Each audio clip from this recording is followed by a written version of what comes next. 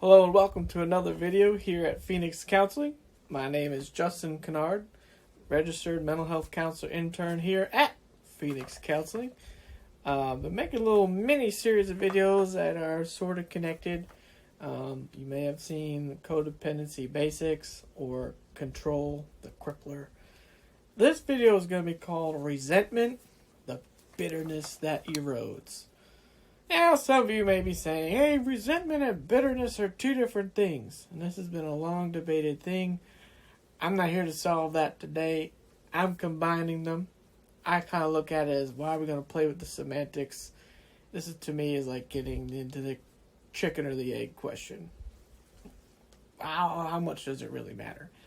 But I want to talk about bitterness, resentment, and how it just erodes relationships, and how that plays out. And more importantly, I want to use some F words today. We'll get to that later. Some of you are like, wait, is he seriously?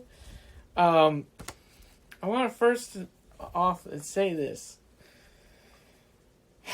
Relationships cannot, I'll say that again.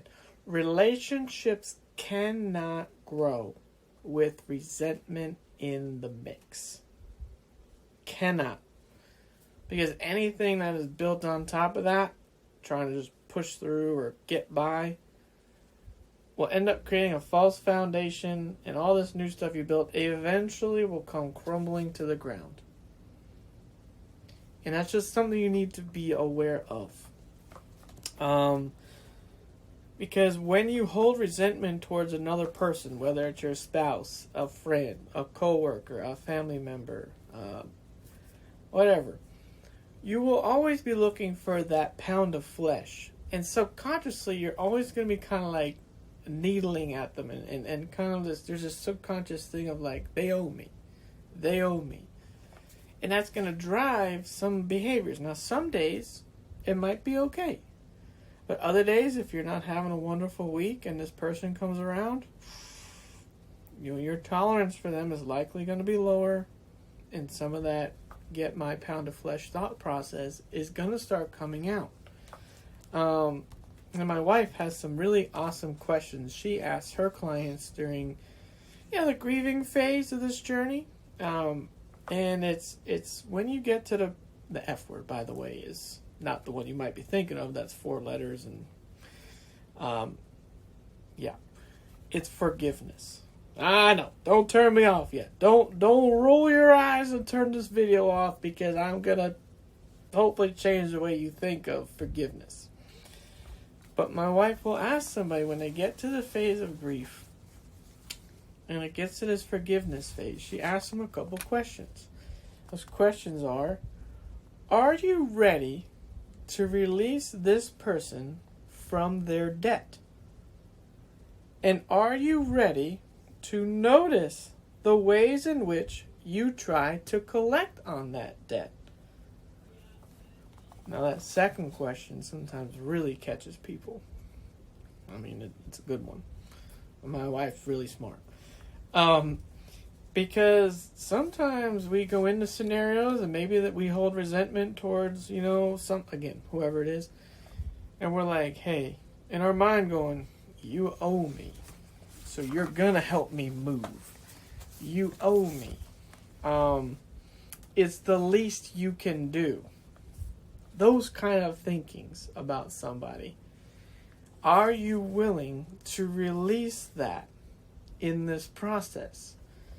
Now, resentment, bitterness, and these things are the natural results of unforgiveness.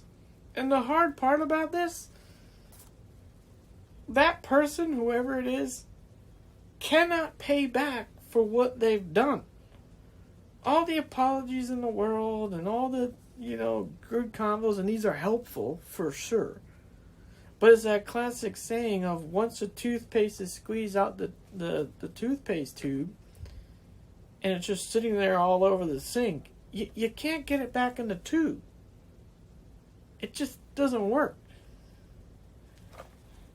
So where this leaves the other person in your mind, right? And let's just pretend it's a, family member or something.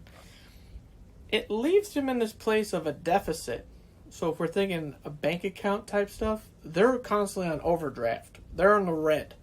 In your mind, they're always on overdraft. They owe me. Well, that's hard, right? It's hard to then create a relationship and stay connected to this person, be honest, and have a real relationship when there is already this barrier up because you've been hurt. However that came about. Now, forgiveness addresses this. Remember, that's the F word. A lot of times there's an F word people like to use before forgiveness. That is 4 letters. Because they're tired of hearing it from, could be the church. Could be from things like toxic positivity and other messages like that. Where it's like, just forgive, just forget, don't take it so personal. Well, it is personal. And it did hurt you, and there's an honesty about that you just have to acknowledge and be real about. And forgiveness in the Bible wasn't this thing that was just supposed to be like, just do this and forget it, it's all done. There's a process. If you want to get scriptural, God is an extremely process-oriented entity. Everything he does is a process. And then in the toxic positivity world, it's just forget it. Just don't take it personal and just forgive and forget. It's no problem. Well, that's denying yourself. That's not being true to you and true to the relationship. Let's check my notes here. So what do we do here at Phoenix to help this? Because sometimes you'd be like, Justin, I have forgiven my Aunt Sally 53 times and I just can't shake it. When I see her, I want to scream. If I had hair right now, I'd kind of pull on it, but clearly not there. I just can't deal with it. I just can't take what she's done to me. Okay. What we do here at Phoenix, particularly in that grief phase, is we will talk about, we'll use the whole accounting and bank stuff because sometimes money, the numbers, it's concrete, so it helps people sometimes associate to these sometimes abstract thought processes. Remember how we talked about how that person, they're going to be viewed in your mind as always on overdraft, in the red, in deficit, because they owe you? Well, sometimes what happens when we're pressed in society to just keep it moving. It doesn't matter. Forgive and forget. Don't take it personal. Just keep it moving. What happens is we don't take in the true accounting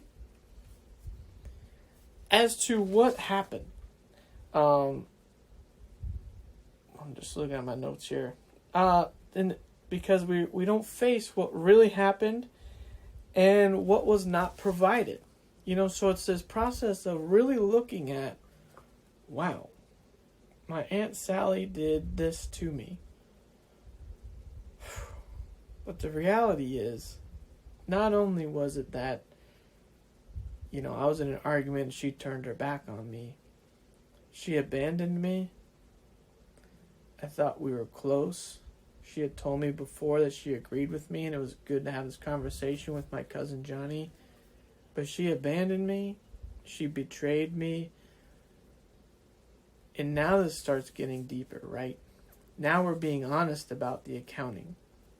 Now we're being honest about more than just, my Aunt Sally didn't have my back in that conversation. Now we're talking big relational words and wounds, betrayal, abandonment.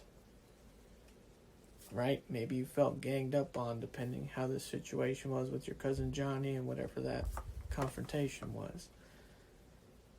And now you start taking into account what you're really letting go of and what really happened.